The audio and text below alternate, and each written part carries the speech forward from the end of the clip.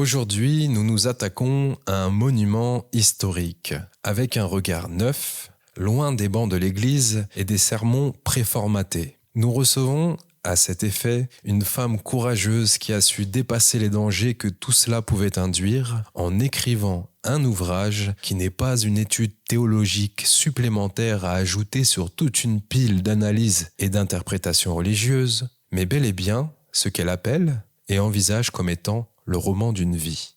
À travers ses canalisations et son vécu, elle nous dépeint un Jésus, ou plutôt un Joseph Emmanuel, radicalement différent. Un héritier royal, un initié aux sciences occultes, un homme qui aime, qui rit et qui défie l'ordre établi non pas par la religion, mais par la connaissance.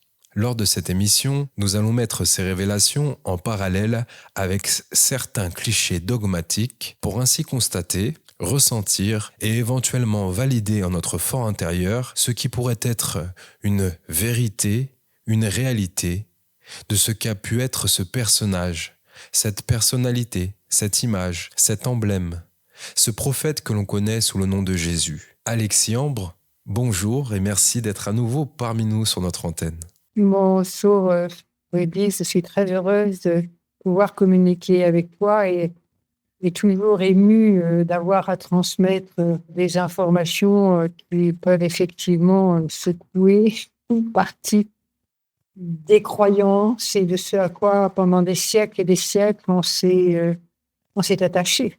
On fait face à un sujet sensible. Alors, Alexis, toi, de toute manière, tu attaques fort dès la préface en disant qu'à 7 ans, tu savais déjà que le catéchisme mentait. Est-ce que c'était une intuition d'enfant ou déjà peut-être une connexion avec une autre ligne de temps ?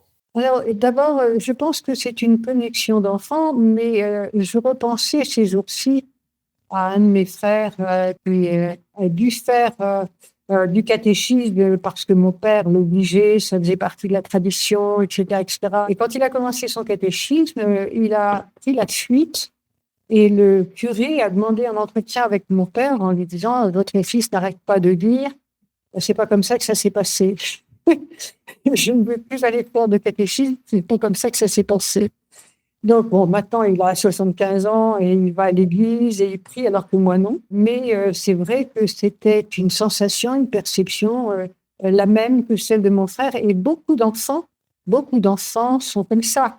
Je n'ai pas élevé mes enfants dans la religion, de quelle qu'elle soit, d'une part parce qu'ayant été traumatisés par les bonnes sœurs qui n'avaient rien de bon, et par ce que je ressentais comme étant pas mensonge ni faux, mais c'est pas ça. Donc, je les ai laissés comme ça. Et eux-mêmes, mes deux fils, à l'école, me disaient pourquoi les copains vont au catéchisme, c'est quoi le catéchisme? Alors, donc, je les ai enseignés sur ce que j'avais appris moi, mais je ne les ai jamais obligés à faire leur communion, leur baptême, etc., etc. Ce qui est dit d'ailleurs par mon père que c'était des mécréants et que si demain ils partaient, ils mourraient, ils seraient rejetés, etc., etc. Donc, toutes ces traditions enfermées. Et puis, j'ai fini par un jour voir mon fils, qui avait 13 ans, regarder une émission de télévision sur une série de la Passion du Christ. Il était assis en tailleur par terre, il pleurait au moment où on a mis Jésus sur la croix. Il ne cessait de répéter, alors qu'il n'avait aucun enseignement là-dessus. Je n'ai pas pu le sauver, je n'ai pas pu le sauver.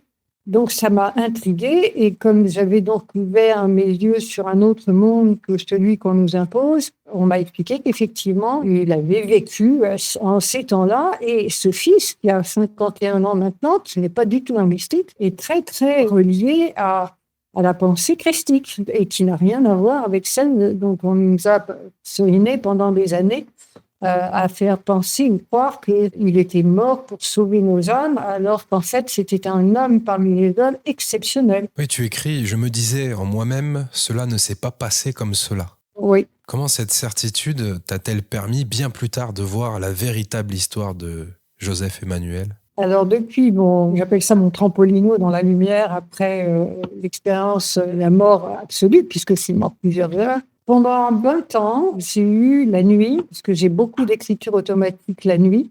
D'ailleurs, actuellement, j'écris un autre livre sur Moïse qui m'est dicté de la même manière. Je suis réveillée la nuit, j'ai toujours mon carnet à côté de moi Et on me dicte des pages et des pages. Parfois, c'est 5 pages, parfois, c'est 40 pages à une vitesse phénoménale. Et je ne découvre ce qui a été écrit que le lendemain matin, parce que quand c'est fini, je pars, je suis dans un état de conscience différée et après je m'endors. Donc tout ce que j'ai écrit, je ne prétends pas l'avoir écrit moi, je l'ai écrit en écriture automatique. Il n'y a que la préface et les petits avis que j'ai mis dessus pour expliquer les choses, c'est tout. Donc je n'ai pas écrit ce livre, il m'a été dicté. Ton livre décrit une famille royale très humaine, loin de l'image de la pauvre étable. Pourquoi le dogme a-t-il eu besoin de paupériser autant la naissance de cet enfant ? Parce que à partir du moment où on a fait entendre aux gens que un homme qui n'avait rien s'est sacrifié pour leur sauver la vie, on y croit beaucoup plus qu'un roi qui semblerait avoir un certain prestige et qui ne peut pas apporter l'humilité. Quand on dit que Jésus est charpentier, dans le symbole, le charpentier, c'est le constructeur, c'est le bâtisseur. Dans son symbole, effectivement, c'était le bâtisseur, une recherche d'unité dans le verbe aimer, pas dans la punition, pas dans « c'est de votre faute, il est mort sur la croix pour payer tous vos péchés ». Et quand on arrive de l'autre côté, là où je suis allée, quels que soient les défauts de les miens, je n'étais pas parfaite. Bon, j'ai pas fait d'horreur, mais je n'étais pas parfaite. On est accueillis comme des enfants d'amour et comme on est accueillis par des parents aimants qui passent sur les bêtises. Vous les voyez, les bêtises de l'autre côté, mais on n'est pas punis. Mais on ne gouverne bien les hommes que dans la peur, dans la soumission, dans le mensonge. On ne fait que ça depuis des siècles. Dans ton récit, Zacharie annonce que Myriam va sortir de son conditionnement de vierge pour enfanter. Est-ce que la virginité de Marie n'est qu'une métaphore mal interprétée par l'Église ? Alors, justement, ça, c'est intéressant. Il y a deux choses. La première, effectivement, les femmes, les jeunes filles qui étaient consacrées au temple étaient appelées des vierges, puisqu'elles étaient intouchables. Donc, c'est pas une métaphore à ce moment-là. Quand la décision est prise, quand elle est expliquée à Myriam, puisqu'elle s'appelait Myriam, qu'elle va se marier, il y a des traditions qui sont très importantes. Et d'ailleurs, j'ai recherché, qui m'avait été expliqué dans la façon dont Myriam s'est mariée et les cycles et les symboles qui étaient inscrits. Ça m'a été confirmé par les rabbis à qui j'avais posé la question dans les temps anciens. Quand une jeune femme se mariait, et d'ailleurs on a attaché aussi nos propres traditions à ça, nous ce sont des fiançailles, il y a un premier mariage. Un premier mariage qui a lieu en septembre, donc à l'équinoxe d'automne, puisqu'on travaillait aussi énormément avec les planètes. La jeune femme est mariée, il va se passer 1 an avant que les mariages religieux se fassent. Et quand le mariage religieux se fait, c'est à l'équinoxe d'hiver, où là, on va semer la graine pour l'enfant à l'été ou à l'automne. Et pendant cette période-là où la femme est mariée, je veux dire fiancée, elle est toujours vierge. On les appelle les femmes vierges. Elles gardent leur virginité 1 an après le sang de l'hymen prouvé.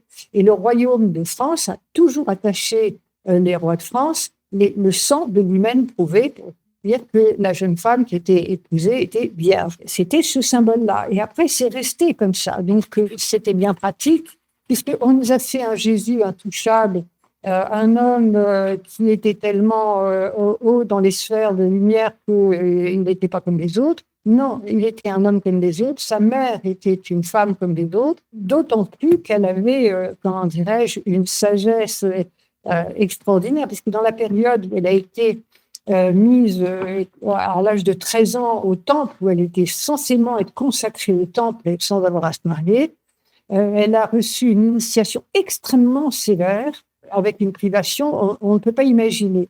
D'ailleurs, il y a un grand médium, qui avait écrit un livre à l'époque, c'était les rois Gévaudan, et qui expliquait effectivement dans ce livre, c'est assez étonnant, parce que c'est complètement ce qui s'est passé, ce que vivaient les femmes quand elles étaient dans le temple, elles étaient enfermées, il fallait développer leur faculté dans le noir, pouvoir voir dans le noir. On les appelait les vierges, elles étaient vraiment sacrifiées, elles aussi. Tu présentes Joachim, le père de Marie, comme un prince athlétique et un chasseur de lions. On est loin du vieillard fragile des icônes, là, non ?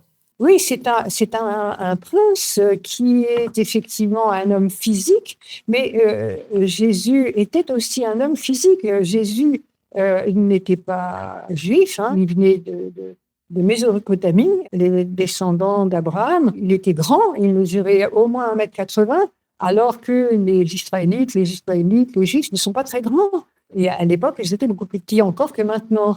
Et c'est pas les rabaisser quand je dis ça, hein. Voilà, la race était ainsi. Et lui, il était grand, et son père était grand et athlétique et très sportif. Et Jésus était aussi un homme très entraîné et très sportif. Et tu précises à son sujet, par rapport à Joachim, à chaque fois qu'il rompait le cou d'un lion, il lui semblait tuer celui qui l'avait défiguré. Oui. Cette soif de revanche physique chez son grand-père, est-ce qu'elle a influencé le caractère de Joseph Emmanuel ? Non.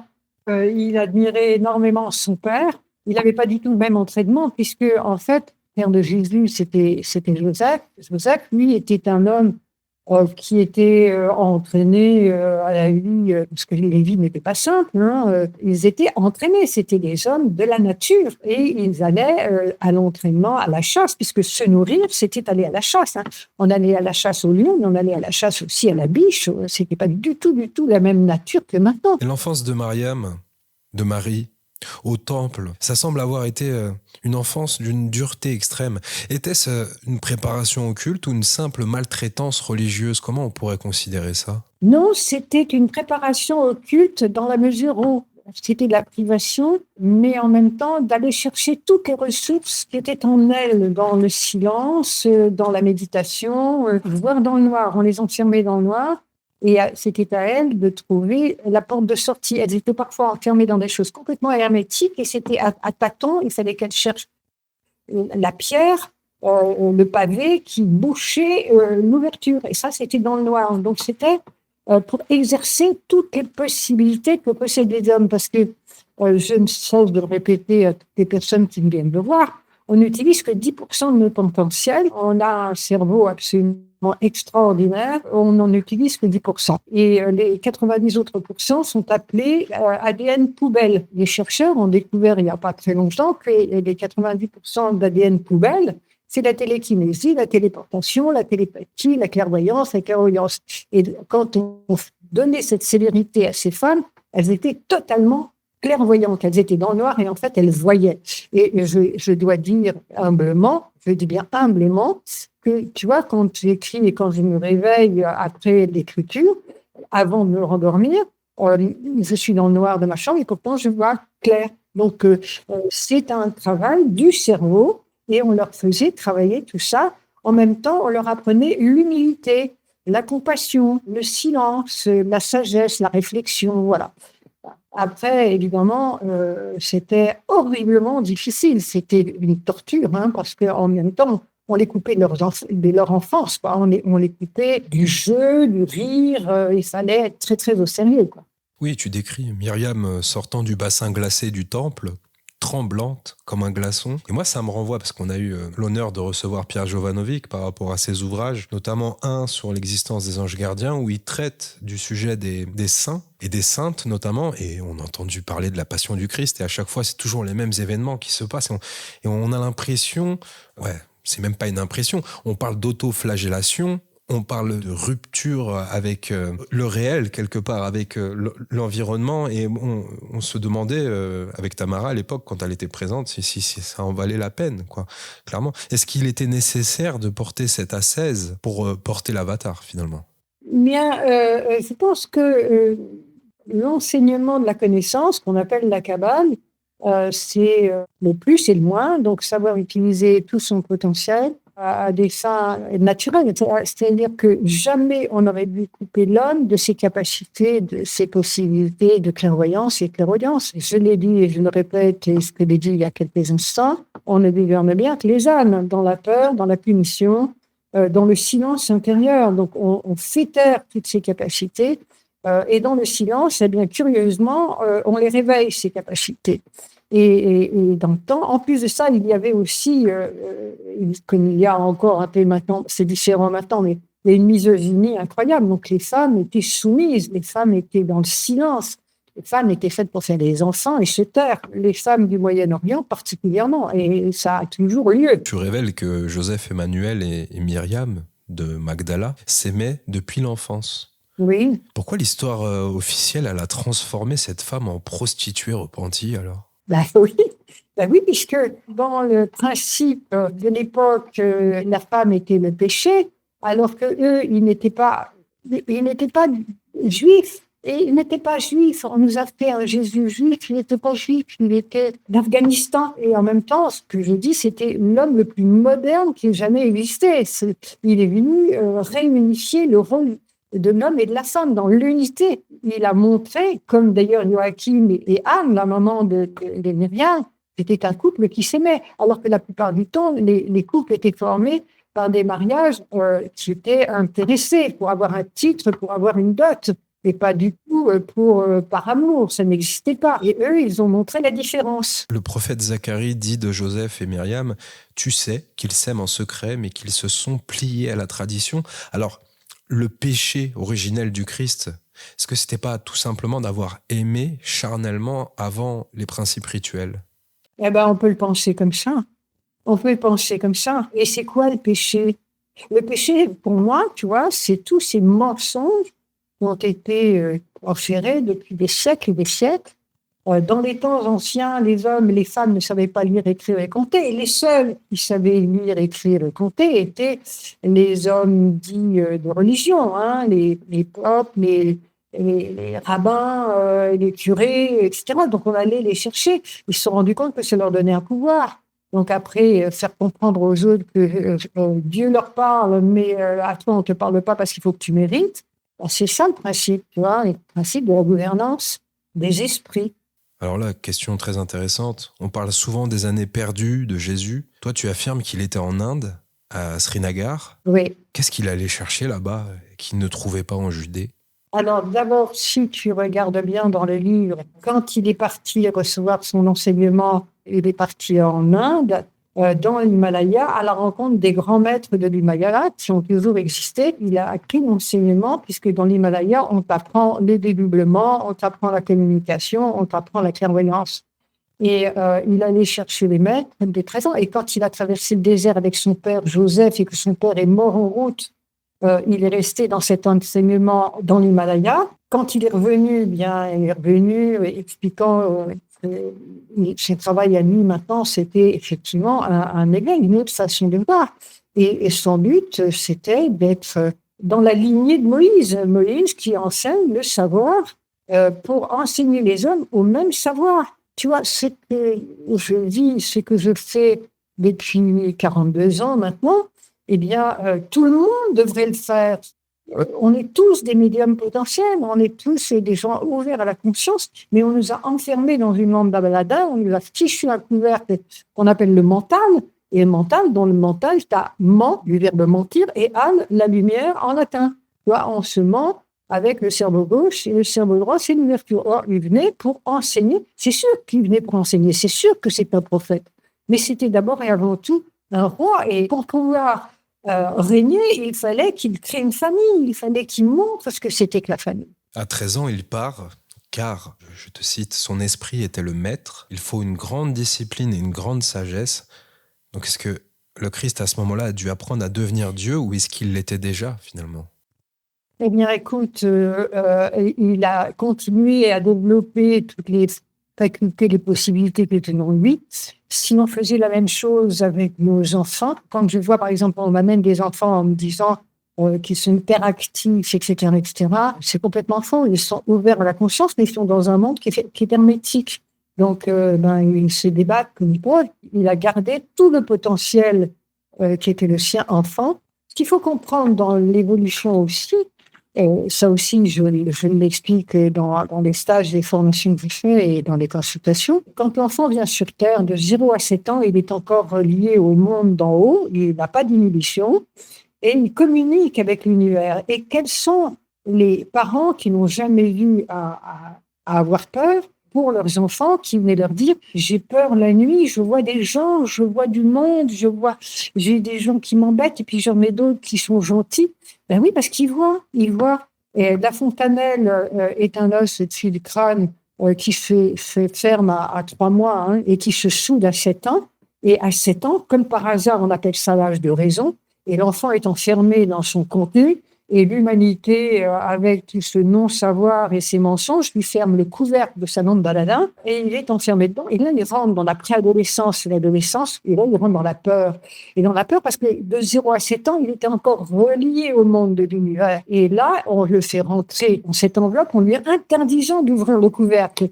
Dès l'instant où il commence à dire je vois où j'ai l'impression que, on lui fait, mais tais-toi, d'abord, arrête de dire des bêtises, tu rêves, il faut rentrer dans la réalité. Combien de fois, moi, je l'ai entendu ça tout de suite. Combien de fois mes enfants petits me sortaient, alors que j'étais pas encore ouverte à tout ça, me disaient, moi, quand je serai grand, je serai docteur, me disait mon fils aîné, il est médecin. L'autre me répondait, moi, je suis venue pour reconquérir ma fortune et puis pour élever mes enfants parce que avant, j'étais trop occupée pour élever mes enfants. Il avait 4 ans. Et je disais, j'ai fait des extraterrestres, j'ai mis au monde des extraterrestres. Et après ça, j'ai compris plus tard ce qu'il en était, j'ai eu toutes les explications. Mais tous les enfants sont ouverts. Et mes petits-enfants, qui sont maintenant des grands petits-enfants, on mettait des loupiottes la nuit, il fallait les rassurer parce qu'ils voyaient des présences. Et quand on les rassure en leur disant que ces présences sont bien là et qu'ils n'ont pas à en avoir peur, eh bien, ça rentre dans l'ordre. Ils n'ont plus peur. Oui. Tu évoques la téléportation et les sorties de corps comme des exercices quotidiens pour lui. Est-ce que c'est ça, la réalité, derrière les miracles rapportés par les apôtres ? Tout à fait. Et tu vois, justement, cette nuit, quand on allait avoir cet entretien, j'avais des informations où on m'a parlé de ça. Et encore une fois, et ce n'est pas du tout pour me vanter en quoi que ce soit, personnellement, je me téléporte. Je m'occupe énormément d'accompagnement en fin de vie. Je m'occupe énormément de gens qui sont dans le coma. Donc, on m'appelle en me disant mon petit-fils ou mon grand-père ou mon père est dans le coma. Je sais tout de suite si c'est l'heure ou si c'est pas l'heure. S'ils doivent monter, je les aide à monter. Et si c'est pas l'heure, je les aide à revenir.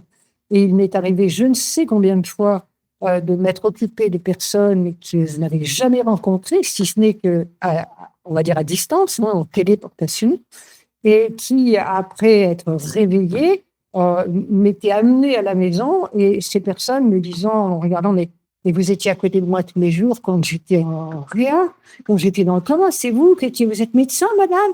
Non, excusez-moi, non. Et je ne m'étais jamais déplacée. Or, à l'époque, j'étais à Paris, et les personnes qui étaient ou à Bordeaux ou à Lyon, au Grand Brûlé, par exemple, je me déplace et je le téléporte. Il m'est arrivé certaines petites histoires que je pourrais raconter pour rire, alors que là, c'est un message sérieux. Et une fois, j'ai eu, tout au début, je commençais à voir et à entendre une amie qui m'appelle, je travaillais encore autrement que maintenant. Elle me dit, j'ai des problèmes, j'ai besoin de te voir, etc. Je dis, écoute, exceptionnellement, je reçois un monsieur qui vient me voir. D'ailleurs, je le vois, il est dans le métro. Et c'est un beau garçon, oh là là, qu'est-ce qu'il est beau, c'est dommage qu'il soit homosexuel parce qu'il a une bouche magnifique. Je me dis ça en riant, et à ce moment-là, on sonne à la porte, c'est le monsieur en question que j'ai vu quelques instants avant, qui m'a dit, mais vous étiez tout à l'heure dans le métro? Et je dis, non, monsieur, j'étais au téléphone avec une dame, mais effectivement, je vous ai vu. Il dit, non, vous y étiez, vous étiez à côté de moi. Puis à un moment donné, il y a eu un mouvement de foule, je vous ai plus vu du tout. Mais je dis, non, oui, j'étais au téléphone et j'expliquais justement que je vous voyais et que c'était dommage que vous soyez homosexuel parce que je vous aurais bien embrassé. Il me répond, mais vous pouvez m'embrasser. Donc, je m'étais déplacée simplement parce que ma pensée s'est matérialisée. On parle du phénomène de bilocation aussi, exactement. Mais voilà. Lors d'un exercice, tu écris, il se vit survoler le temple, il comprit au travers de cet exercice ce qu'était la téléportation. Voilà. Est-ce que le dogme a transformé des capacités physiques en actes surnaturels pour garder le contrôle sur les fidèles? C'est la grande question qu'on se pose. Est-ce qu'on prend des risques en enregistrant cette émission aujourd'hui, Alexis? De toute façon, personnellement, le truc qui m'arrive de plus, oui, ça... Je dénonce pas le dogme, ça fait partie, et je comprends que les gens soient complètement ouverts. Je te dis, moi, toute ma famille ignore totalement ce que je fais. Ils vont à l'église, ils vont à la messe, ils se marient, ils baptisent leurs enfants, etc., etc. Mais j'étais considérée comme mécréante, alors que j'ai certainement une plus grande connexion avec l'univers qu'eux, parce qu'ils sont encore dans la supplique et la génuflexion. mais c'est une soumission. Et si on se met en danger, en danger de quoi? Actuellement, il y a une telle transformation par la pensée, parce que je ne suis pas seule unique à dire que c'est pas comme ça que ça s'est passé. Le nombre de personnes qui sont en train de chercher, qui lisent énormément et qui modifient leur façon de voir le monde spirituel. Qu'est-ce que ça veut dire spirituel? Qui parle aux esprits. Et de parler à Dieu, c'est parler aux esprits, mais libre étant de lui parler comme on en a envie, pas comme quelque chose qui vous est imposé, avec une punition à la clé si ça ne rentrait pas dans le cahier. Joseph Emmanuel est décrit comme un avatar adombré par le Christos. Christos, grand logos. Justement, j'allais te demander quelle est la différence fondamentale entre l'homme de chair et cette entité solaire. Alors, on va rentrer dans une autre explication.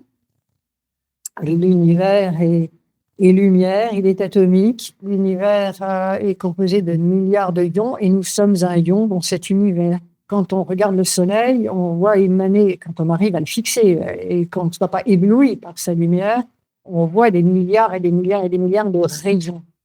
Ces rayons sont appelés logos. Et parmi la lumière, le champ de lumière, l'éternel instant, parce que répété, on ne l'appelle pas Dieu, on l'appelle le sans-nom, le non nommé ou l'éternel instant, c'est un yin et un yang supérieur avec une émanation de lumière, de rayons de lumière. Et nous, petits êtres humains, nous croyons tout petits, eh bien, on a un rayon à la base de ce noyau de lumière et un cordon ombilical, et nous sommes la pointe de ce rayon, et on vient faire une expérience sur Terre. Or, dans l'univers, il y a des milliards de mondes différents, des milliards de plans de conscience différents, et dans ces échelons-là, les grands logos sont les rayons qui sont à la base de l'univers, à la base de ce noyau de lumière. Si on regardait bien un brin d'ADN, j'ai une photo de ce brin d'ADN qui est dans le livre du Claude Henri Clinton, mais il est en noir et blanc, c'est bien dommage, qui m'a été donné par des scientifiques du CNRS qui ont grossi un brin d'ADN à 3 milliards de fois.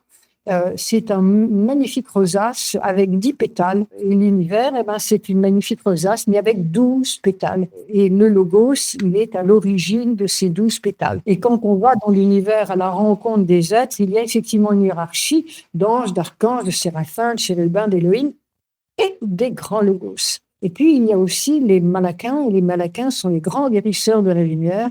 Et ce sont eux qui inspirent, dans l'évolution de la médecine, des médecins qui viennent en mission pour, par exemple, faire une grève du cœur, etc. Au départ, c'était des êtres qui venaient comme ça. Mais on ne sait pas tout ça et on est tous reliés. Le maître lui dit à un moment, dans l'ouvrage, « Tu es un avatar. À l'heure dite, tu seras adombré par un des plus grands logos de l'univers. Il s'appelle Christos. » Donc Jésus est un véhicule conscient, plutôt qu'une divinité unique.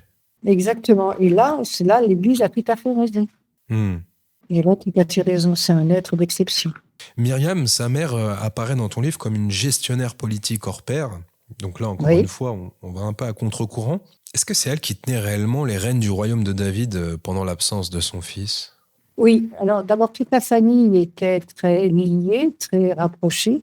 Mais c'est elle qui a effectivement régné avec une énergie assez étonnante. Joseph, son compagnon, était le prince consort.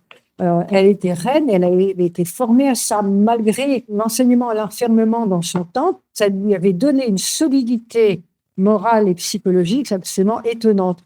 Et elle avait le respect de ses ancêtres. Elle avait le respect d'Abraham, de David. Elle avait le respect de Joachim, son père, et de sa mère Anne.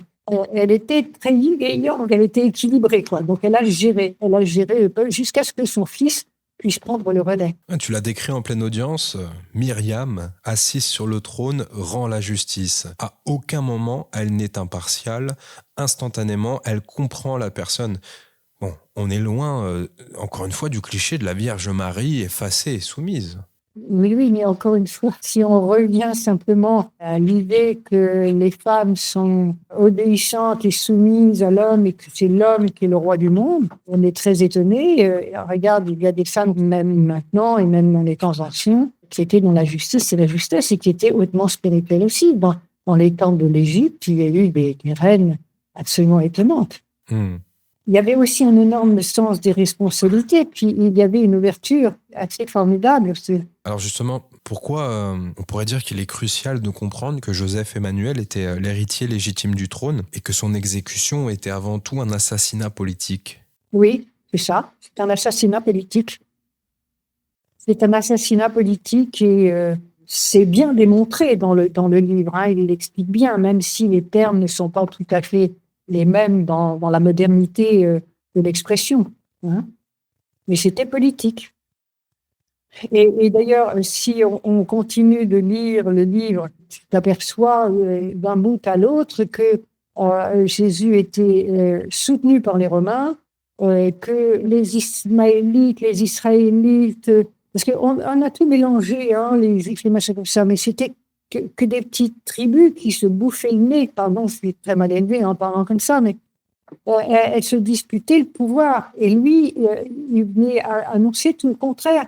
La soumission chez les femmes juives, même encore maintenant, les femmes juives. J'ai rien contre les juifs, hein, ma grand-mère portait des toiles jaunes pendant la guerre. Alors, tu vois, j'ai été élevée dans la religion catholique parce que mon père était catholique, mais ma grand-mère était juive.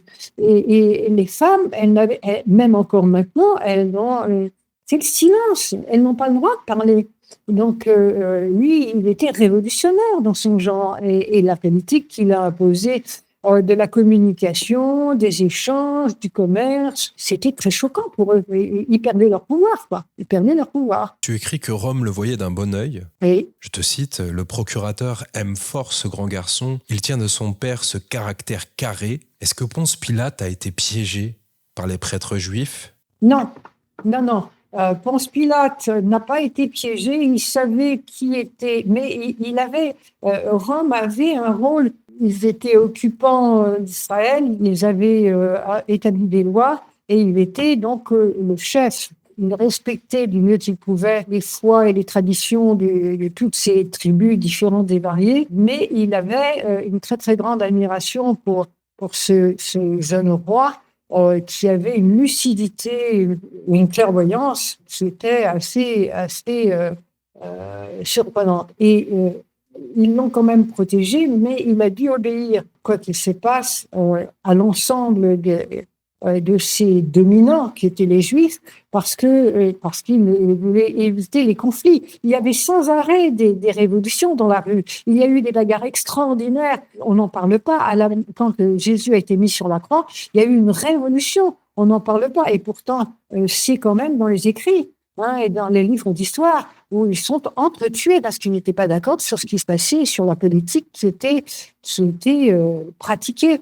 Et Ponce Pilate a essayé d'être un peu diplomate, mais il s'était quand même arrangé pour que Jésus soit mis sur la croix à une heure qui lui convenait, lui, parce que ce qu'il faut aussi comprendre, c'est que le vendredi après-midi, pour les Juifs, c'est Shabbat, hein, puisque samedi, c'est Shabbat, donc on commence à 3 heures de l'après-midi, Shabbat. Ponce Pilate partait sur Rome, voulait partir le matin et avait exigé, il avait dit, bon, j'obéis à ce que vous voulez, vous ne voulez pas ce roi qui vous dérange, je le mets sur la croix, mais il faudra qu'il soit mis sur la croix le matin, parce que je m'en vais à Rome, il faut que ce soit fait avant. En fait, il s'était arrangé pour le descendre de croix vivant. C'était avec la complicité, et c'est aussi Ponce Pilate qui a organisé toute la transhumance de la famille davidique vers la France, et c'est pour ça aussi que l'on dit que France est terre d'asile. Elle a accueilli toute la famille davidique qui est venue rejoindre la tribu de Benjamin, qui 2000 ans, elle, auparavant, avait été chassée d'Israël,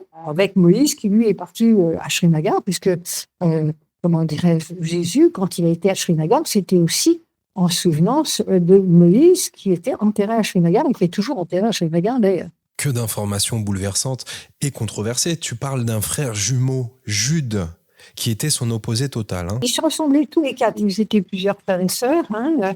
Il y a eu donc d'abord Joseph, et puis ensuite, un an après, il y a eu Jacques, puis après, il y a eu Simon et Jude, et ces quatre garçons-là, donc les deux aînés cadets et les deux jumeaux, étaient comme des sosies.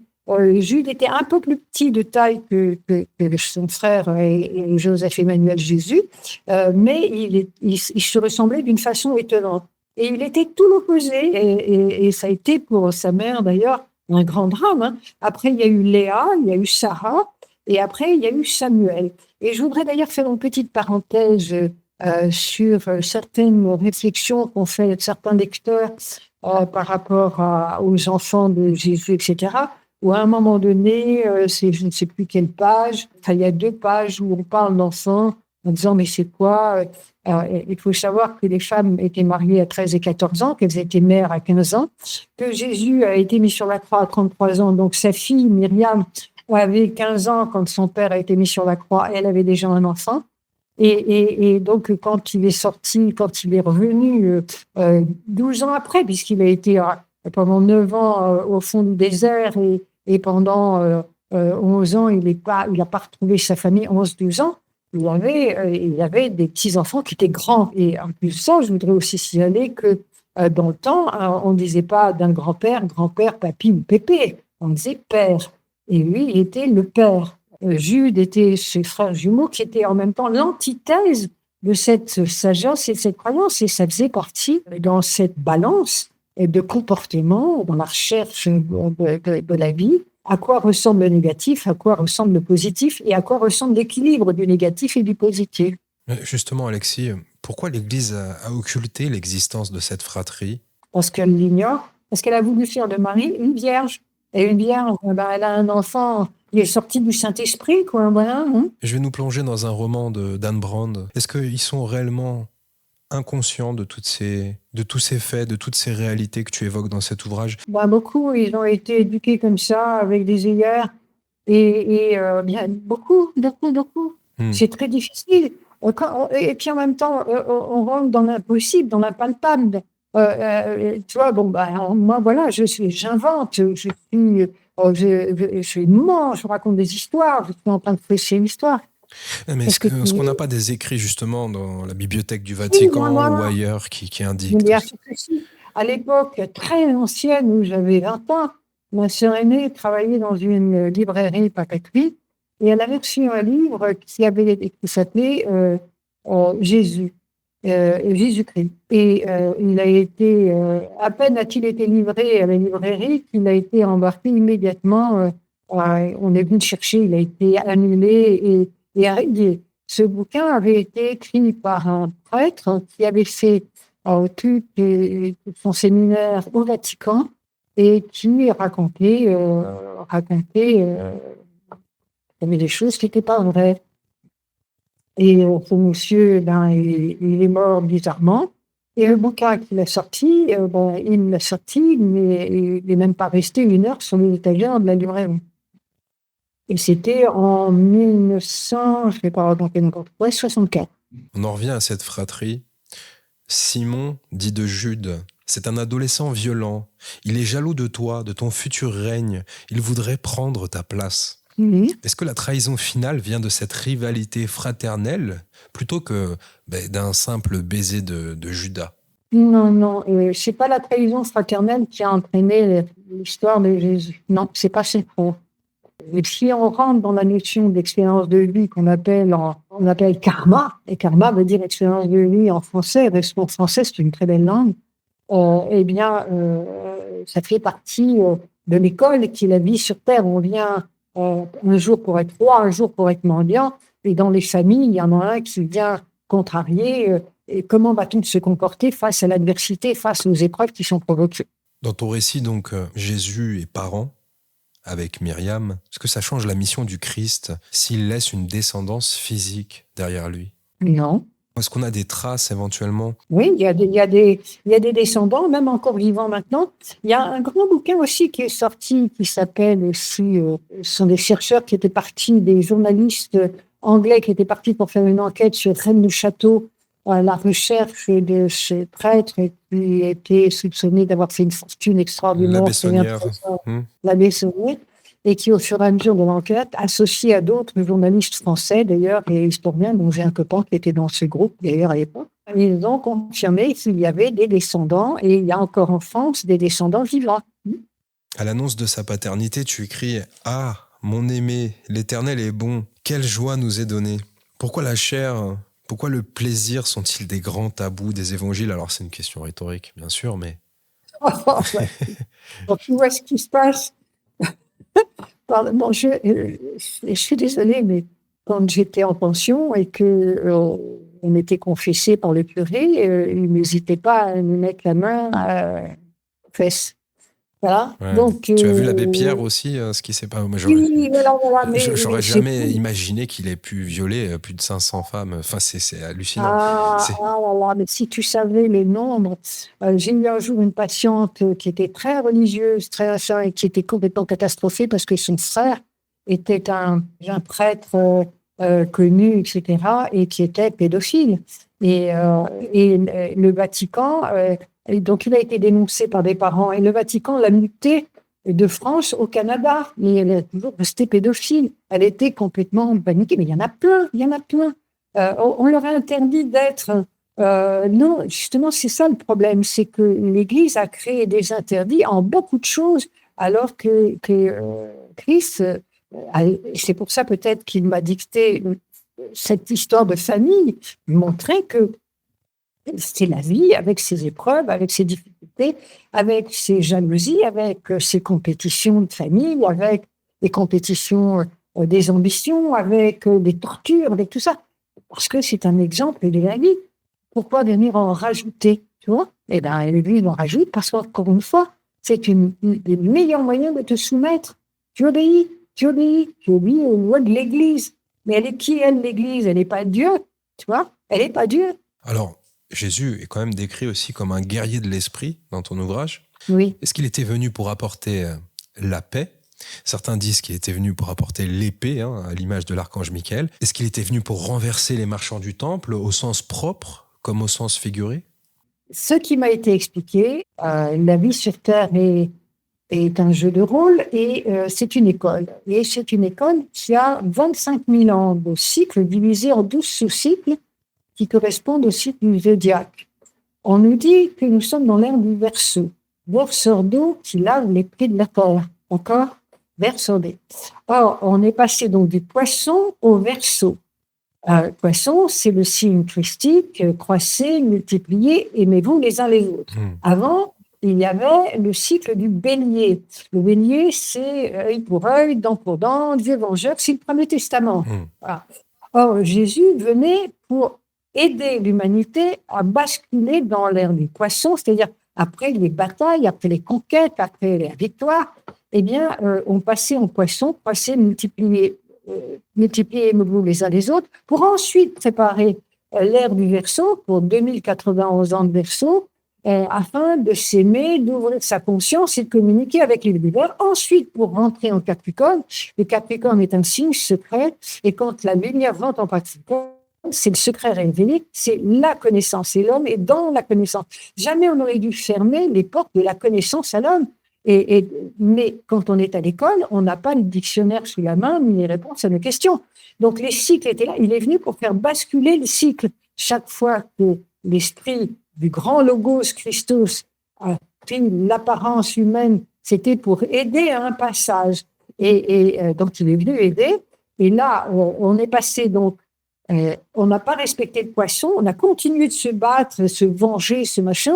On rentre dans le Verseau. Le début du Verseau, c'est encore la guerre, le pouvoir.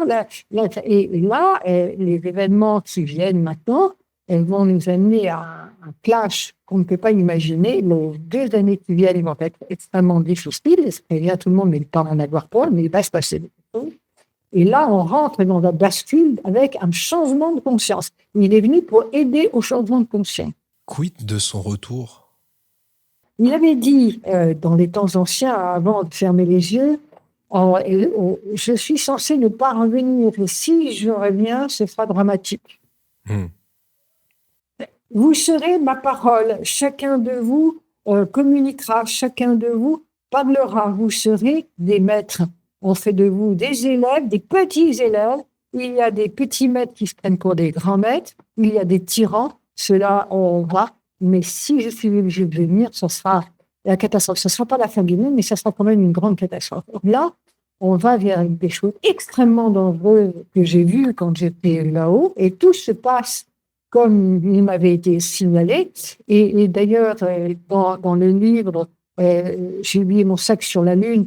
À la fin, je raconte un message qui m'a été transmis où on a dit: votre terre souffre de vos morts, vos mots, vos hésitations, votre vulgarité, votre manque de respect, votre intolérance, votre barbarie. Et elle va réagir par paliers successifs.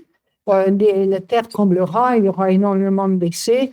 Les petites guerres deviendront des grandes guerres. Les hommes politiques les gens descendront dans la rue pour chasser les hommes politiques qui se sont crus rois alors qu'ils auraient dû être humbles serviteurs. Les enfants d'Allah se vengeront des croisades. Les attentats seront nombreux à l'arme blanche, au corps à corps. Il ne sera pas bon de rester dans les grandes cités. Les migrants grouilleront comme des remords. Ben, on est bien dedans. Et j'ai eu ça à l'époque. Et j'ai vu des choses qui vont se passer là dans les gens. Et c'est pas drôle du tout. Et donc, ben voilà, on laisse les hommes faire leurs bêtises. Alors, il avait dit, à la fin, et ça ira jusqu'au 2027 de votre calendrier grégorien. Et à partir de là, enfin, après tous ces malheurs, enfin, les hommes grandiront et prendront conscience d'aimer l'autre, de s'aimer eux-mêmes, mais d'aimer l'autre, de partager, de donner. Et ils entendront de l'autre côté des mers. C'est-à-dire qu'ils auront leur clairvoyance et leur clairaudience suffisamment ouvertes pour ne plus avoir à s'expliquer. C'est dramatique ce qui est en train de se passer quand on voit le comportement des hommes qui les dirigent dans le monde entier. C'est le diable, quoi. D'ailleurs, je vous renvoie vers l'émission Famille, épreuve, amour. Les ai-je réellement choisis? C'est une émission qu'on avait faite pour parler justement de cet ouvrage. J'ai oublié mon sac sur la Lune, qui est exceptionnel. Alors, je voudrais en revenir là à Joseph Emmanuel. Dans le livre, tu parles de Caïphe, le grand prêtre, Oui. et le grand antagoniste. Oui, il voulait être le maître. Oui, ce qui représente pour toi l'archétype du religieux qui préfère le pouvoir à la vérité. Absolument. Absolument. Tout à fait d'accord. On va nous reprocher de taper encore sur les religions, mais ma foi, c'est... Bon, alors, inévitablement. Ouais. Tu décris Caïphe, il croyait en imposer. Il était ridicule, richement vêtu. Il était le pouvoir spirituel. Et justement, est-ce que Jésus, lui, est venu détruire cette idée d'interférence entre l'homme et Dieu? Non, non, non, il n'est pas venu détruire. Lui, il est venu construire une autre façon de voir et de penser. Il n'est pas venu détruire. Il est venu apporter la vérité. Et la vérité a été détournée. Et même sur son histoire, on raconte des mensonges.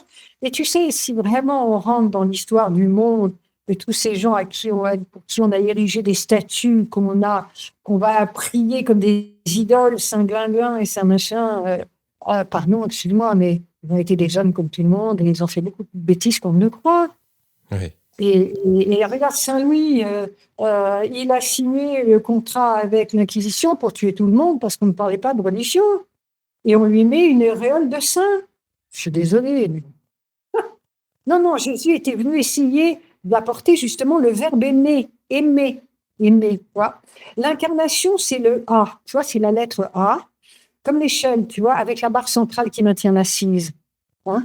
Et mour en sanskrit veut dire mort, hein. Mour, M-O-U-R, ça veut dire mort, et tu viens t'incarner par amour, tu viens faire une expérience de vie. Voilà. Et aimer, c'est d'échanger, d'être simple, de rire, d'être au même niveau. Pas riche ou pauvre, celui qui a de la chance d'avoir des sous va aider celui qui n'en a pas, et celui qui n'en a pas va aider le riche à lui apprendre aussi à aimer, etc. Et c'est ça, la vie. Et on nous a fait tout au contraire, on a fait des clans, on a fait des groupes. Il y aurait tellement de choses à aborder sur cet ouvrage. Tu mentionnes aussi Lagertha et Shambhala. Est-ce que tu peux nous en dire un petit peu plus sur des concepts qui sont orientaux? Shambhala, assieds-toi donc. J'avais un ami avec qui j'ai travaillé sur la géographie sacrée de la Terre pendant 30 ans, qui était un grand maître de Hatha Yoga Kundalini. Shambhala veut dire force noire de Lagertha. C'est le négatif, Shambhala. Et Lagertha, sous la lumière, sur Terre. Il y a la lumière et il y a l'ombre. Shambhala, on fait prier Shambhala alors que c'est l'ombre. Oh, tu viens mettre un coup de pied dans la fourmilière, même dans le milieu spirituel, parce que c'est vrai que alors Shambhala est érigé en un lieu paradisiaque et lumineux. Je suis désolée, mais voilà. Et ça, cette information, bon, mon ami est parti dans la lumière et il ne faut pas être là pour en discuter. C'était vraiment un gourou, mais pas au sens gourou, tu vois, pas manipulation de l'esprit. Et lui, il a été élevé là-bas, il était sikh mystique, et Shambhala veut dire force noire de l'Agartha. Rentrons dans la réalité des mots. On ne sait pas utiliser les mots. On les utilise et on ne sait pas ce qu'ils veulent dire. Et le mot tue. Et le mot tue. Il peut construire, mais il peut tuer. Et tout ce qu'on nous a initié nous tue, les uns après les autres. Joseph Emmanuel explique l'Agartha portant la lumière sur Terre. Shambhala était son contraire. Mon rôle serait de rétablir l'équilibre. Du plus et du moins, c'est ce que je te disais tout à l'heure. L'équilibre des forces atomiques de la Terre. La Terre est composée de milliards d'atomes. Nos corps sont composés de milliards d'atomes. Et tout ce qu'on voit, les arbres, les feuilles, les fruits, etc. Et normalement, tout est en équilibre. Et qui est dans le déséquilibre? C'est l'homme, au travers de son ego, le petit moi. Il a complètement déséquilibré son arbre de vie, et il est plus dans la réussite, dans le pognon, dans la conquête, etc., etc. Mais d'aimer, il ne sait pas, il ne sait plus. C'est presque une honte d'aimer. Or, lui, il est venu essayer de rétablir le plus. Il faut un peu d'orgueil pour s'en sortir, il faut un peu de fierté pour respecter sa dignité, il faut beaucoup d'amour pour pouvoir planter l'univers. On est venu pour entretenir cette terre, bon sang de bonsoir. On n'est pas venu pour la détruire. Et là, on est en train de la détruire. Oui, d'ailleurs, on découvre un Jésus très proche de la nature, presque un chaman. Oui, c'était un chaman. Pourquoi cette connexion aux éléments aussi a été gommée par l'histoire? Encore une fois, moi, tu en sais, plus tu donnes de chance à d'autres d'utiliser ce savoir pour te dominer. C'est toujours une question de domination, une question de pouvoir. Hein. Dans les montagnes, il apprend à contrôler sa faim, son envie de dormir, à se climatiser. Est-ce que la divinité du Christ n'est finalement pas liée à ce qu'on pourrait appeler une maîtrise absolue de la biologie humaine? Mais bien sûr, écoute, regarde, un corps, c'est une des plus merveilleuses créations de l'univers. Quand tu étudies un cerveau, que tu vois une radiographie du cerveau, toutes ces ramifications électriques, nerveuses, quand tu vois comment est composé un corps humain, quand tu regardes la radio d'un pied, les nerfs, les tendons, les muscles, c'est d'une perfection totale. Tu peux toujours fabriquer tous les chars d'assaut que tu veux, les avions X, Y, Z, ou même simplement les magnifiques Rolls-Royce. Tu n'arriveras jamais à la perfection d'un corps. Et le corps, donc, c'est le support de l'esprit qui va entretenir le jardin qu'est la terre. Et moi, j'appelle ça la lampe d'Aladin, mais c'est un véhicule extraordinaire. Et si on n'y met pas le bon pétrole ou la bonne essence ou de l'eau dans le moteur, ou si on ne change pas les bougies et les vis platinées, ben, il n'y a plus de moteur. Donc, on nous enlève nos bougies, on nous fait crever les pneus, et voilà, tu vois. Et c'est ça, c'est le moyen le plus sûr pour un noyau de gens, parce qu'ils ne sont pas beaucoup, à dominer le monde. Et Jésus, il est venu pour transmettre le message des hommes. Aimez-vous, vous êtes des êtres divins, vous n'êtes pas ceux que l'on essaye de vous faire croire. Voilà, vous venez de la lumière, on a besoin de vous, vous avez besoin de nous, on partage. Parce que la Terre, c'est l'infiniment petit, l'infiniment grand. C'est une maquette sur laquelle sont posés tout ce qui existe dans l'univers, créé et matérialisé. Il y a des planètes, moi je me balade dans l'univers, il y a des planètes où il n'y a que des chênes ou des palmiers, et où il n'y a pas toute cette diversité qu'on sait sur la Terre. La Terre est un Reader Digest de tout ce qui a été créé, matérialisé dans l'univers. Et nous, on prend une apparence pour entretenir le jardin, le symbole du jardin d'Éden. C'est important, ça. Et on sait, avant de venir sur Terre, que ça ne sera pas facile, que, comme dans tous les jardins, il y a des serpents, il y a des fourmis rouges qui piquent, et puis il y a des plantes venimeuses, mais il y a aussi des palmiers qui font de l'ombre, et puis là, et puis il y a des fruits, des fleurs, etc. Tout parle, tout est vivant. Moi, je suis à la campagne maintenant, mais je suis entourée de chênes, et la nuit, ils se parlent entre eux. Et quand je veux planter un arbre, un arbuste, etc., alors que je n'ai pas la main verte, puisque j'ai été longtemps parisienne, quand j'entends non pas là parce que ça ne convient pas, Ça va, la terre n'a pas assez, elle est trop acide, il faut et que je m'obstine à vouloir planter là, parce que ça me plaît là, parce qu'esthétiquement, c'est mieux que ce que, voilà. La plante crème. Et donc, maintenant, j'écoute. Voilà. Et on est en harmonie. Les animaux parlent, et il suffit de parler chat couramment. Tout le monde peut parler chat ou chien couramment, tout le monde. Mais on a oublié de le faire. On nous a désappris. Oui. J'en reviens à Myriam Magdala, Marie-Madeleine. Elle est décrite comme une femme instruite et royale, on en a déjà parlé. Est-ce que c'était la seule à vraiment comprendre la dimension métaphysique de son époux? Non, non, il était toutes les femmes de cette lignée, de cette tribu qui s'est distribuée après, étaient très conscientes et de leur rôle et du monde d'en haut et de leur communication. Ils soignaient tous avec leurs mains, ils soignaient avec les yeux, ils soignaient avec les couleurs. Tout le monde peut le faire. Et eux, ils avaient été initiés à ça. Alors, quand on parle de médecine essénienne, c'est ça, la médecine essénienne, ça va même au-delà. C'est utiliser tout le potentiel que possède l'homme de se guérir et de s'auto-guérir. Alors, il y a la vraie maladie sur Terre, ce sont les épidémies. Mais normalement, un corps, il s'abîme parce qu'il s'use, parce qu'il vieillit, comme une bagnole qui est usée et qu'on met à la casse. Une fois qu'elle est finie, on change de voiture pour continuer sa route. Mais si une voiture est bien entretenue, elle ne tombe pas en panne. Et on est son propre guérisseur. Moi, tu vois, j'ai 85 ans cette année. Quand on me dit, mais tu ne sais pas ton âge, mais d'abord, tu as l'hygiène mentale, tu as l'hygiène de vie et tu as le respect de ton corps. Et donc, tu fais ce qui est nécessaire pour que ta mécanique fonctionne. Eh bien, avec tes mains, tu soignes, avec les couleurs, tu soignes, avec tes yeux, tu soignes, avec ton souffle, tu soignes. Et ils savaient faire tout ça. Donc, toutes les femmes étaient au courant. Et d'ailleurs, elles ont travaillé quand elles sont venues en protection en France. Hein, elles ont été accueillies par les Romains qui occupaient la Gaule et ils avaient installé partout des thermes et ils ont ouvert la porte aux guérisseurs. Tu l'as décrit ainsi, hein, elle n'avait aucun orgueil, simple, bonne, et elle avait l'étoffe d'une reine. Oui. Et finalement, on en revient toujours au même questionnement, puisque c'est l'axe de notre interview. Bien sûr, on vous invitera à lire l'ouvrage, parce qu'il n'y a pas que ça dans l'ouvrage. Mais pourquoi l'Église, elle a eu aussi peur de cette femme? Parce que la terre est féminine, elle appartient aux femmes. Elle appartient aux femmes.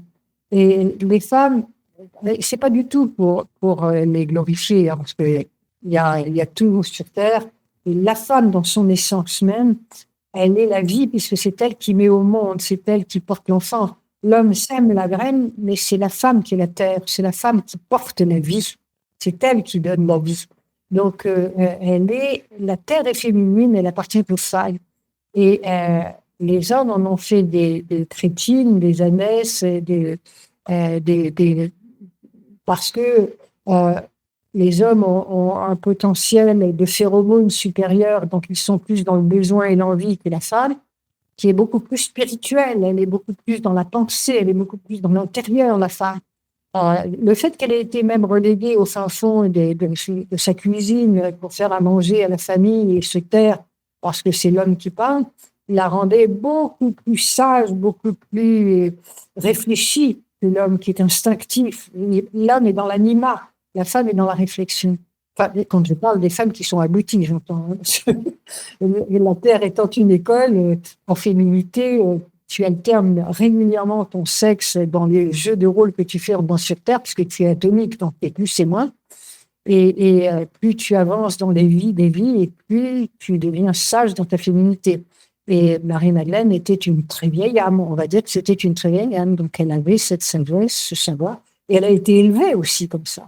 Est-ce que tu penses que je me trompe si j'ose affirmer que la période actuelle, en 2026, et même depuis quelques années déjà, voire quelques décennies, tout ça a été complètement bouleversé, changé, désorienté, voire totalement inversé. J'ai l'impression qu'ils veulent tuer le père, désormais. C'est-à-dire que dans ce complexe qu'on a créé chez les femmes, dans cette infériorisation qui a duré pendant des siècles, le réveil des jeunes femmes maintenant se fait dans le désir de revanche, etc., etc. Donc on accentue un peu. Enfin, moi, tous ces termes, mais là, je pense que c'est que les woke, les machins comme ça. Oui, le C'est pas bon. wokisme, le féminisme, le masculinisme, Oui, on est dans, oui, dans voilà, une lutte voilà, voilà. perpétuelle. Hmm. Voilà, mais ça, c'est pour, encore une fois, opposer les gens. Et puis, dans ces complexes qu'on a créés auprès des femmes, dans la revanche qu'elles mettent en place à vouloir être l'égale des hommes, elles sont excessives, elles sont maladroites, c'est un manque d'intelligence. On ne peut pas leur en vouloir. C'est l'instinct, c'est l'anima qui réagit à ce moment-là. Mais en même temps, ça fait partie de la nécessité de la remise en question. Ouais, mais ça se traduit très concrètement. Je vais te donner un exemple personnel. Oui. Avec les magistrats, la justice, aux familles notamment. Moi, quand j'ai eu un problème de garde, je suis tombé sur une avocate qui m'a dit que j'avais une juge. En connaissant son nom, elle m'a clairement stipulé le fait que j'avais perdu. Elle m'a dit, mais monsieur, vous êtes un homme, vous avez perdu. Oui, parce que, encore une fois, ça, c'est du parti pris. La misandrie a pris le pas un petit peu dans certains endroits très spécifiques. Et globalement, j'ai envie de dire que c'est surtout exacerbé des deux côtés. Non, mais à partir du moment, pardonne-moi de te couper, mais à partir du moment où une juge a un petit pouvoir, elle va s'en servir. Ça démontre les complexes qui sont les tiens. Tu vas travailler sur la mémoire de cette famille, tu vas voir que son corps l'a traité comme une moins que rien. Et quelque part, c'est une vengeance inconsciente. C'est un retour de situation. J'en connais plein des comme ça. Il est de même pour une femme quand elle a affaire à un juge. Moi, dans les affaires que j'ai eues par rapport à l'école, par rapport à ce que tu as lu dans J'ai oublié mon sac sur la ligne et je n'ai lu que le 10e. Chaque fois que je me suis trouvée devant un juge ou même devant un banquier homme, ben, j'étais une nana, donc j'étais moins que rien. On m'a même proposé, à la liquidation de mon entreprise, de ne pas la liquider si je donnais 50 000 francs ou si je faisais dodo avec le liquidateur. Oui, oui, oui, oui. Donc, c'est la même chose pour moi. C'est encore une fois une histoire d'ego, une histoire de pouvoir, une histoire de... Tu sais, quand tu arrives à la fin d'un cycle, il faut que tout le noir ressorte. Et c'est ce qui est en train de se faire là. Ça remonte petit à petit, tu vois. De plus en plus, ça remonte à la surface. Et c'est... tu ne peux y arriver qu'en dénonçant les choses. Il faut les révéler. Tout ça, c'était sous le manteau. Oui. On en revient à l'ouvrage, hein. C'était une petite parenthèse. Alors là, fait important, tu racontes que Joseph Emmanuel a été la réincarnation de Siddhartha Gautama. Oui, tout à fait. Encore une fois, les religieux en PLS, le christianisme ne serait qu'une suite logique du bouddhisme. Mais le bouddhisme est une philosophie. Le christianisme est une religion. Et la religion, c'est imposer une discipline, un ordre établi. Alors que le bouddhisme, c'est une philosophie qui veut parler de la sagesse. Ce n'est pas du tout la même chose.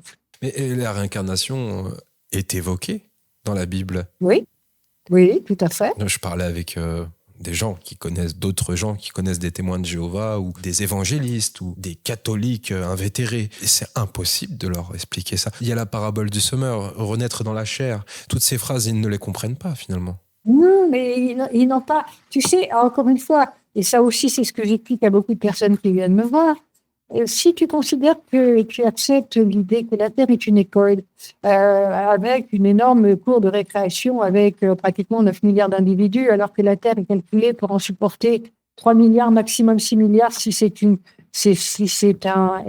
obésité d'un déréglage, tu vois, voilà. Or, on est bientôt à 9 milliards. 9 milliards d'élèves qui sont dans une cour immense de récréation.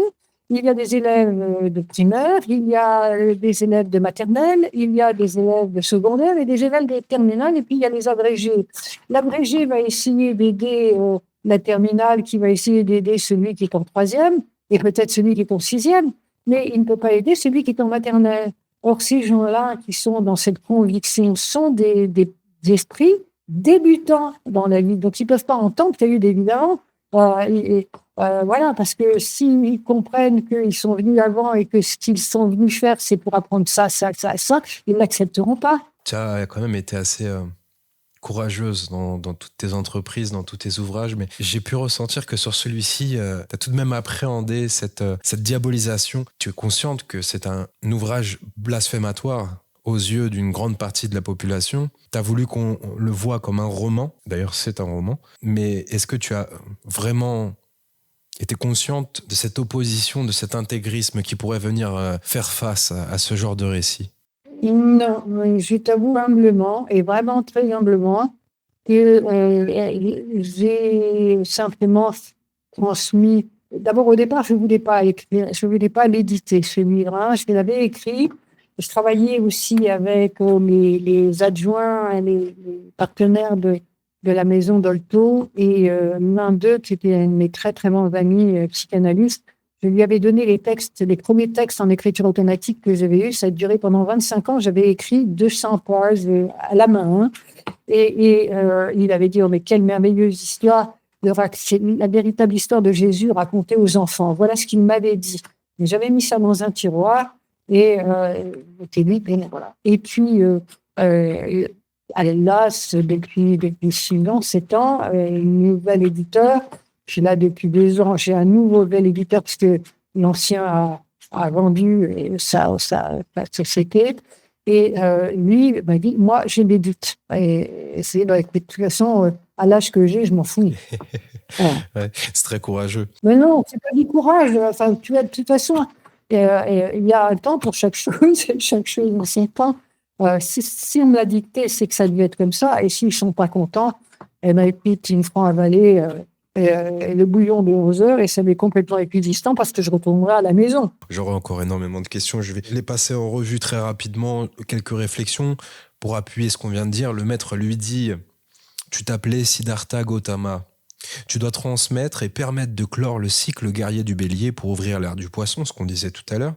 Donc, encore cette notion de voyageur temporel cyclique. Dans ton livre aussi, tu parles de la Sainte Famille qui rit, qui se moque, qui vit des moments triviaux. Encore une fois, une désacralisation de l'image. Est-ce qu'on pourrait dire qu'il avait un peu un côté épicurien, Jésus? Oui, tout à fait. Tout à fait. Il adorait les bons repas, il adorait partager. C'était un épicurien, tout à fait. C'est très... oui, c'est très, très, très blasphématoire. Je me mets dans la tête de certains religieux qui vont nous écouter, qui vont avoir les poils qui s'hérissent. Les amis, hein, chacun est libre. Tu crois qu'ils écoutent? Oh oui, certains nous écoutent, effectivement, oui. Oui, la ligne éditoriale est assez large et beaucoup sont ouverts d'esprit, hein, énormément. Et c'est là où Oui, on oui. vous invite à l'être davantage. Parce qu'on est dans une période aussi, Alexis, où... Alors, je sais que Descartes n'était pas lui-même cartésien, mais où la philosophie du matérialisme a pris le pas. Donc, c'est plus trop la religion maintenant qui a le pouvoir, hein. Les oligarques, les aristocrates, la technocratie, les entités exogènes qui sont au-dessus, les esprits, les entités qui ne passent plus par le contrôle ecclésiastique. C'est plus ça maintenant, c'est l'iPhone et... Moi, quand tu regardes en Amérique, on se sert de ça, hein. Tout à fait, oui, Ouais, oui, in God we trust. le fils de Jésus, il est Dieu réincarné. Oui, oui, c'est vrai. Mais c'est sous des faux semblants. Oh, mais c'est de la mégalomanie.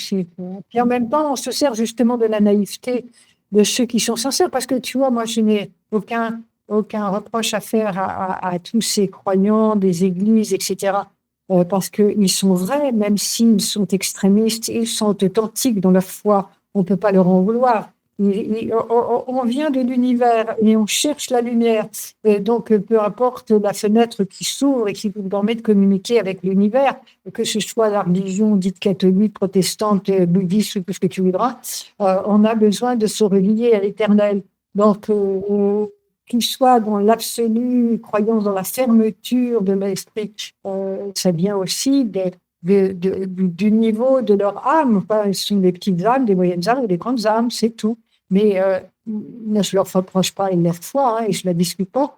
J'ai eu un jour un monsieur qui est venu habillé en civil. En fait, c'était un curé. Et il m'a acheté le livre. Ah oui, non, mais il y a des curés, il y a des prêtres qui sont énormément éveillés spirituellement. Hommage au Père Brune, hein, d'ailleurs. Oui, ben moi, le Père Brune, ça a été un de mes premiers patients.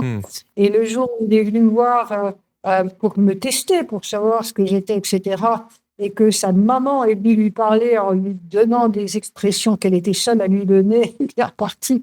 Et à partir de là, le Père Brune, il est devenu Père Brune. Il s'est fait connaître à l'extérieur parce qu'il s'est autorisé à à vivre ce qu'il ressentait en lui de vérité. Oui, il a Hein. d'ailleurs été lui-même vilipendé. On passe aussi au père Guy Gilbert, hein, Exactement, exactement. qui sont de grands hommes. Donc effectivement, tout n'est pas noir ou Waouh, tout n'est pas blanc.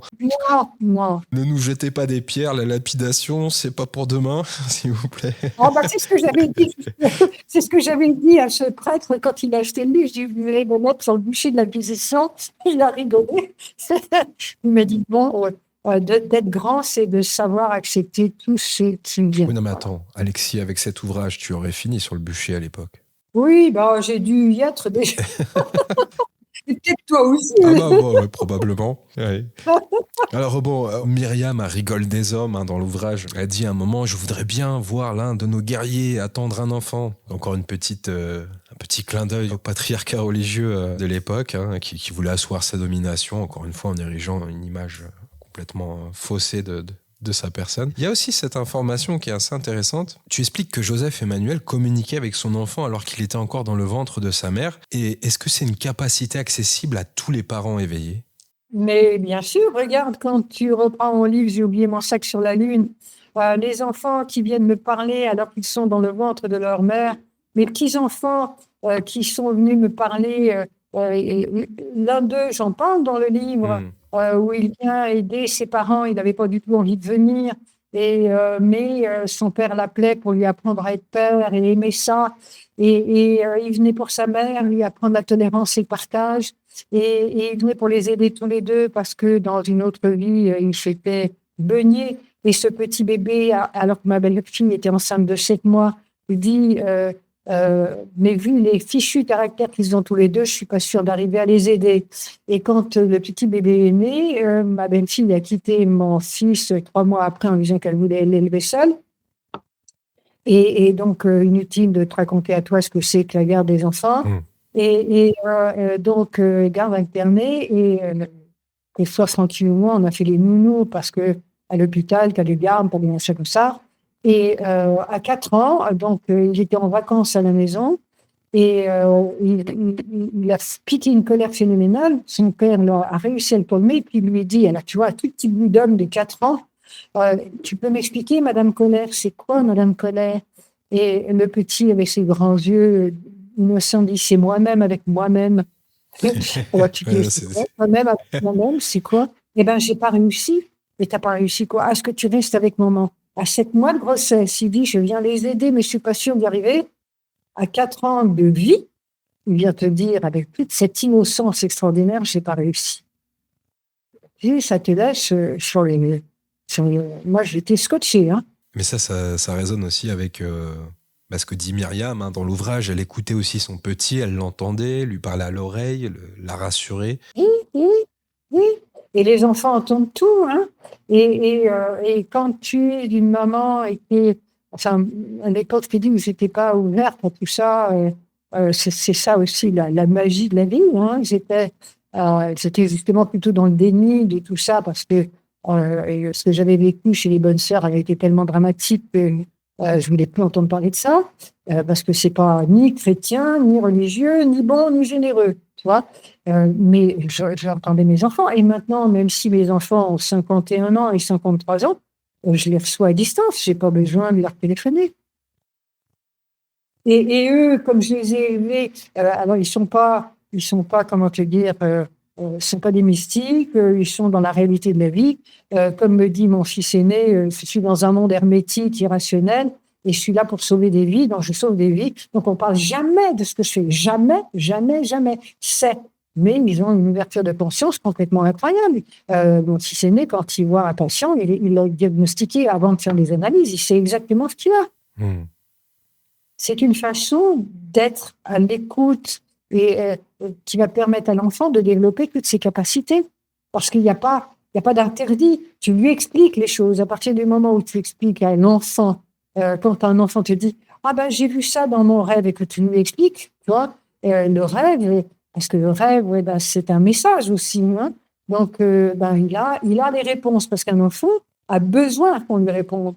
Joseph, donc, On va en revenir alors parce que cet ouvrage il est exceptionnel, mais j'ai peut-être un peu trop détaillé les anciens ouvrages dans les anciennes émissions avec toi. Certains m'ont reproché de spoiler pour prendre un langage, un anglicisme un peu contemporain. Voilà, donc Ben oui, mais ça va avec. bah oui. Donc là on va pas donner trop d'indications non plus. Sachez que là on a abordé certains éléments, mais qu'on est à peu près à la moitié de l'ouvrage, à peu près. Allez, on a fait un bon quart. Il reste encore beaucoup de choses qui ont été entrevues, canalisées de la part d'Alexis. Bon, on a la mort de Joseph et cette représentation d'un simple figurant aussi dans les crèches. Qu'est-ce qu'on pourrait dire? À un moment, tu dis Joseph, se laissant bercer par la voix de son fils, s'éteignit, souriant et en paix. Est-ce que Joseph était le premier disciple de son fils? Non, c'était pas un disciple, c'était un père aimant et qui savait écouter, donc et qui était spirituel.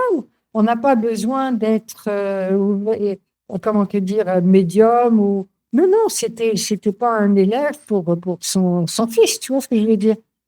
Et c'était un homme d'amour qui était ouvert à la conscience et qui s'est abandonné en étant accompagné, bercé, Hmm, tu vois. hmm. C'est comme ça aussi qu'on accompagne les gens qui meurent, de la même manière. Il n'y a pas de peur, il y a pas d'abandon. Tu écris en préface, aujourd'hui, sans remettre en cause les écrits, je vous raconte le roman d'une vie. Est-ce que c'est une manière de dire que la vérité, elle est plus forte que l'exégèse, qu'elle finira par être triomphante? Merci. C'est vers quoi on va. Tu penses que toutes ces informations seront divulguées au grand public dans les années, dans les décennies à venir? Oui, oui, oui, oui, oui. Peut-être pas de la même manière, mais oui, oui, j'en suis convaincue parce que, encore une fois, tu vois, ça fait 42 ans que le ciel m'accorde sa grâce et depuis, je vais dire, une dizaine d'années, c'est étonnant la transformation des gens, les questions qui sont posées, la recherche. Beaucoup de gens ont lâché prise à tout un tas, à leur dogme, à tout un tas d'idées reçues. Ils se cherchent, il s'éveille, il lâche prise. C'est assez étonnant. Et je suis émerveillée. Je pensais dans le temps, tu vois, que vraiment, c'était tellement enfermé dans le contenu qu'il aurait fallu un marteau et un burin pour casser le couvercle, quoi, tu vois. Or là, non, il se soulève, le couvercle. Oui, oui. Je pense que ça va aller de plus en plus dans ce sens-là parce que les gens le pensent comme ça. Tu rapportes ces mots, on le crucifiera pour le faire taire, tu pleureras des larmes de sang. Alors j'ai envie de parler de la crucifixion. Est-ce que c'était un sacrifice nécessaire ou un simple constat de la violence humaine? Est-ce qu'il a réellement été crucifié? Oui, et il a été crucifié. C'était une torture romaine. La seule chose, c'est qu'en général, on les mettait sur la croix avec des cordes hein, et on les laissait sécher au soleil. On les laissait sécher de soif, tu vois, ils mouraient de soif au soleil, les bras écartelés et fixés sur le poteau. Lui, on a voulu le punir, c'était l'exigence de Ponce Pilate, pas de Ponce Pilate, comment c'était l'exigence des rabbins de Caïphée qu'il soit puni en le clouant sur la croix. Et il a eu effectivement des douleurs, au-delà de l'arrachement des bras soulevés, etc. Il a été d'ailleurs dans le coma pendant 3 jours après, quand il a été descendu, tu vois, dans des souffrances épouvantables. Et pendant 9 ans, il ne pouvait pas marcher, il ne pouvait pas saisir quoi que ce soit. Il était nourri et porté à dos d'hommes. Qu'est-ce que tu penses des réadaptations cinématographiques notamment? Je pense à La Passion du Christ. Ben, elle est en correspondance avec ce qu'on nous a montré, enseigné, mais elle a quand même une résonance, tu vois, elle a quand même une résonance parce que la mise en croix, elle a eu lieu, la révolte du peuple a eu lieu, les gens qui suivaient cet homme que tout le monde connaissait comme étant un homme de bien, et ressort quand même, hein, ça ressort. Non, non, je trouve que la Passion du Christ, elle a été pas mal. Bon, comme toujours, quand tu fais du cinoche, c'est exagéré quand Oui, même. très Mais violent. il y a des choses. Mm. Pourtant, c'était triste. Ouais. D'ailleurs, ils ont revu le tombeau du Christ, comme ils ont voulu trouver la tombe de Marie, mais ils n'ont trouvé personne dedans, hein, tout récemment. Hein. Oui. Justement, si Jésus revenait aujourd'hui, dans notre monde en plein reset, en plein bouleversement, quel serait son premier geste? Ah, c'est alors là, mystère et boule de gomme. Je pense que s'il vient, comme il l'a dit, si normalement je serai en chacun de vous, vous serez mes messagers, c'est ce qu'il avait dit. Mais si je reviens, alors là, eh ben ça sera la fin d'un monde, hein. Donc, il viendra pour essayer de remonter le circuit. Et les 2 ans qui viennent sont terriblement inquiétants. S'il revenait, je ne sais pas s'il reviendrait dans un homme ou dans une femme particulière. Je sais pas. C'est lui seul qui pourra le dire. Mais en tous les cas, il essaye. Il y a énormément de gens qui le reçoivent en communication, énormément d'êtres exceptionnels qui transmettent par des livres, par des messages, des petites touches. Au fur et à mesure tu éveilles la connaissance. Preuve en est, tu poses toutes les questions, te servant aussi les références de certains bouquins déjà écrits, tu vois. Qu'est-ce que toi tu as perçu? Alors, déjà à l'époque, on a déjà les réponses.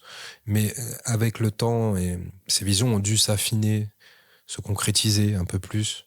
Qu'est-ce que toi tu perçois concrètement pour ces 2 années, celle en cours et la prochaine? Non, pour l'instant, ce que je reperçois, c'est il y a une attention très, très marquée de l'univers à ce qui est en train de se passer sur Terre.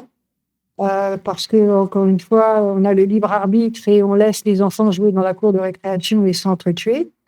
Tu vois, il y a des êtres qui sont venus sur Terre pour se sacrifier dans cette période de mutation. Il y en a d'autres qui sont venus payer un karma. Et puis, il y en a d'autres qui sont venus pour aider à reconstruire, donc qui attendent patiemment, qui observent, qui aident, qui accompagnent, à chacun à leur manière, à petit ou grand niveau. Mais pour l'instant, c'est une période, je dirais, de fin de cycle, donc un fin de cycle très, euh, très surveillé, voilà. Mais où on laisse faire les choses parce qu'il faut absolument que tout s'arrête. Joseph Emmanuel le Nazoréen, le Verbe éternel incarné, aux éditions Aluna. Alors, j'ai pu voir qu'il était en rupture de stock un peu partout. Hein. Bah oui. Est-ce qu'on pourra avoir la chance de pouvoir le recommander parce qu'il n'est pas disponible en version e-book ou Kindle? Bah, il est en réédition. J'ai entendu dire par ma chargée d'édition qu'il est en réédition. Parce qu'il y a du monde qui va vouloir le commander, là, Alexis. Tu sais, je vais recevoir plein de mails. Hein. C'est pour ça que j'ai vérifié en amont. Bah, écoute, je sais ardemment que, enfin, personnellement, c'est un livre d'amour. Toutes les personnes qui, hormis, comme tu l'as dit, ceux qui sont foncièrement dans la religion, elles sont en colère et rejettent ça comme un vomi. Mais tous les autres retours que j'ai eus l'ont lu 3, 4, 5 fois parce que ils disent que c'est un livre d'amour. C'est un livre tellement chargé d'amour que ça leur fait du bien. Et beaucoup m'ont dit aussi, quand on le lit, eh bien, on dit, enfin, ça y est, oui, c'est comme ça que ça s'est passé. Beaucoup ont cette certitude d'avoir retrouvé une conversation ou quelque chose qu'ils connaissaient déjà. Mais c'est parfait. Je te remercie, Alexis, d'avoir été parmi nous encore une fois pour nous présenter cet ouvrage. Je te souhaite vraiment le meilleur du meilleur pour ces 2 années tumultueuses. Oui, à nous tous. Et je dis à tous ceux d'abord, je dis merci à tous ceux qui écoutent et à tous ceux qui, grâce aussi à ton travail, m'envoient des messages merveilleux. Je les aime tous très fort et j'ai énormément de demandes, donc d'être patient pour ceux qui auront envie d'avoir une communication avec moi. Je ne suis pas une voyante, je tiens absolument à le dire et répéter. Je suis une conteuse, je vois des choses que les autres ne voient pas. J'aide les personnes à leur expliquer pourquoi elles sont là, quelle est la raison de leur venue sur Terre. Alors, mon boulot, c'est celui-là. Ce n'est pas dire tu vas gagner au loto ou tu vas trouver un amoureux. C'est pas mon histoire. Donc, je remercie toutes ces personnes et surtout toi, Rudy, je te remercie infiniment de ta patience aussi, parce que tout à l'heure, tu m'as montré une patience que je n'avais pas. Hein, et puis, j'espère que ce prochain livre que je termine, là, qui est l'histoire de Moïse, On me permettra, si je suis encore sur Terre, puisque le temps passe, qu'on pourra encore en parler. Avec le plus grand des plaisirs. Je te fais des gros Des bisous. gros bisous, Alexis. On vous dit à toutes et à tous à très très bientôt. Prenez soin de vous. Et soyez aussi, pour tous ceux qui écoutent, soyez positifs, quels que soient les événements qui viennent, restez dans vos pensées positives. C'est très important parce que plus on est dans le positif et plus on va aider à la transformation. Allez les amis, ciao, bye. À bientôt.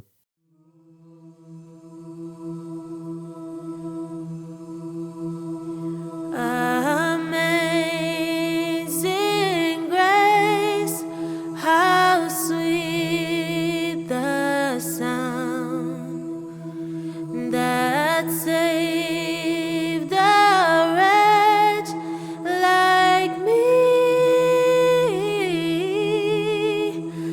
I once was lost, but now I'm found. Was blind, but now I see. 'Twas grace that taught my heart to fear, and grace my fears relieved. How precious did that grace appear, the hour I first believed. Through many dangers, toils, and snares, we have already come. 'Twas grace that brought us safe thus far, and grace will lead us home. When we've been there 10,000 years, bright shining as the sun, we've no less days to sing God's praise than when we first begun. Amazing grace, how sweet the sound that saved